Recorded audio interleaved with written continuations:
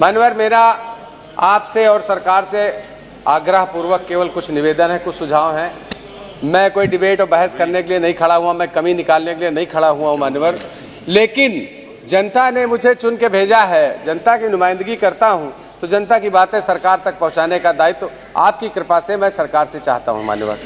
मैं राज्यपाल जी के भाषण में अभी देख रहा हूं कि कई जगह लिखा है कि हमारा प्रदेश कई चीजों में, मेरी सरकार अथक प्रयासों से उत्तर प्रदेश में धार्मिक, आध्यात्मिक, सांस्कृतिक आयोजनों, पर्यटनों में आकर्षित करने शीर्ष स्थान पे है। प्रधानमंत्री आवास योजना, जाने कितनी योजनाएं महामहिम जी ने बताई कि हम प्रथम स्थान पे हैं मान्यवर। हम मानते हैं आप प्रथम स्थान पे हैं, बिल्कुल मानते हैं मान्यवर, लेकिन महामहिम राज्यपाल जी ने उस दिन जाने क्यों पहला पन्ना पढ़ा, पिछला और आखिर का पन्ना पढ़ा, उसके बाद शायद इसमें सरकार द्वारा जो लिखाया गया उनकी इच्छा नहीं हुई, आत्मा गवारा नहीं की, इसलिए शायद वो आगे नहीं पढ़ पाई मान्यवर। मैं आपके माध्यम से ये कहना चाहता हूं कि सरकार अपनी नीतियों के आधार पर चुन के आती है, जनता हमको बड़े भरोसे के साथ वोट देती है, हम सरकार बनाते हैं, सरकार में आते हैं और जनता के द्वारा चुनी गई सरकार को अपनी मर्जी माफिक योजनाएं बनाने का अधिकार हमें संविधान पूरी तरह से देता है।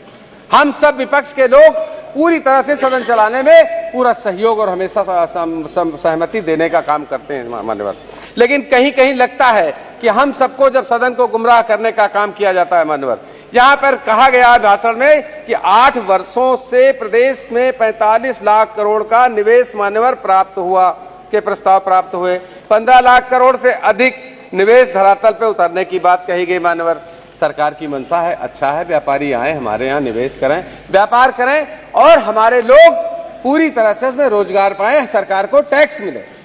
लेकिन मान्यवर, ये निजीकरण जो सरकार कर रही है, कई चीजें जो हमारे पूर्वजों ने, हमारे कई सरकारों ने और हमारी जनता ने टैक्स देके कई ऐसी चीजें बनाई, देश की जायदाद बनी, उसके निजीकरण का खामियाजा पक्ष विपक्ष के तमाम साथी हमारे बैठे हैं, एहसास करेंगे, एक दिन याद करेंगे, क्योंकि कई ऐसी कंपनियां हैं, कई ऐसे व्यापारी हैं जो देश की जायदाद हड़प के विदेश भाग गए और कुछ लोग आए, अपने चुनाव में उन्होंने वादे भी किए थे कि सबसे पहले काला धन लाएंगे, भगोड़ों को लाएंगे, आज तक मान्यवर एक भी वापस नहीं हुआ है।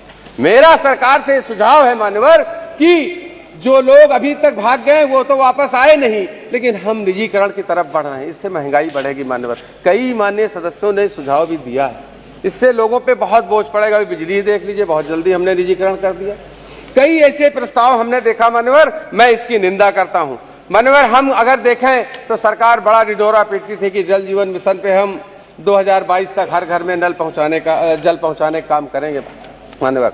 मुझे नहीं लगता कि ये सरकार 2027 तक, 2029 तक हर घर में नल जल नहीं पहुंचाने का काम कर पाएगी मान्यवर। मेरा आपसे केवल इतना आग्रह है, मैं सदन को बताना चाहता हूं कि आज अगर देखा जाए हर चीज में जीरो टॉलरेंस की बात की जा रही है मान्यवर। थाना तहसील के क्या हालात है मान्यवर, थाना तहसील में क्या हो रहा है। मैं अपने ही क्षेत्र की, अपने तहसील की एक घटना बता दूं। 1.5 महीना पहले हमारे ही क्षेत्र के एक व्यक्ति ने एसडीएम साहब से अपनी जमीन नापने के लिए, जितेंद्र देव मिश्रा हैं, इनके ये लेखपाल हैं, अपनी जमीन नापने के लिए एसडीएम साहब ऑर्डर कराया था, आज तक वो जमीन चिन्हांकित नहीं हुई मान्यवर। ये है तहसीलों का हाल मान्यवर। अगर हम देखें कि प्रदेश में मनरेगा मजदूरों की बात कही गई कि हमने इतना रोजगार सृजन किया, इतने मजदूरों को मजदूरी देने का काम किया मान्यवर। मनरेगा मजदूरी बढ़नी चाहिए, ये हमारी मांग सदन से है। मनरेगा मजदूर कितने कम पैसे में, आज महंगाई चरम सीमा पे है। महंगाई की बात अगर की जाए तो महंगाई पूरी तरह से गरीब की, किसान की कमर तोड़ के रख दी है। महंगाई पे जितना भी किया जाए, सरकार जितना भी प्रयास कर रही है वो नाकाफी है मान्यवर। हमारे बीच में हमारा सौभाग्य है कि हमारे नेता सदन भी बैठे हैं।